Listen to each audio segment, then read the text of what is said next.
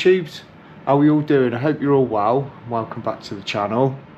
It's Monday morning, so start of a new week and start of a new job as well. So the job we've got in today that we'll be starting is it's a Honda S2000, and it's a really nice example.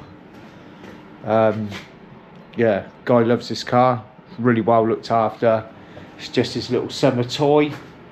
I absolutely love these cars. I think they're great, and this is a really nice one. So what we've got to do on this job, so we've got a dent on this wing that we've got to do. If you can see that, it's not very big, but it's quite sharp and it's right on the feature. Also, there's a little bit of a dent on the bonnet there, and a fair few stone chips on the bonnet as well. I think there's another little ding there.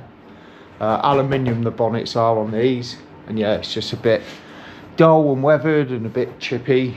So we're doing the wing, we repair and paint the wing and blending into the door for the colour, the bonnet, and then we're blending into this wing, and then there's a few chips that we're going to try and catch that are close, and a few chips across the front. So yeah, basically the front end, apart from the front bumper, blend that door, and the rear bumper, which is just nothing major, a few little light scratches and stuff, a little bit of a scuff down there, and a few little chips and stuff across the top. So yeah, that's it on this. We've already stripped the bumper off. Well, Reese has already stripped the bumper off on the back.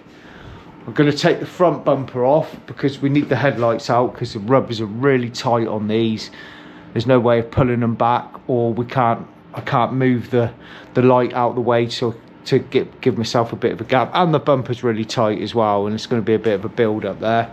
So we're going to whip the front bumper off as well. So yeah, that's it on this job. So I'm going to get the front bumper off, and then start repairing that wing first, the wing and the bonnet. Start repairing that first, and then we'll get on with the paint preparation.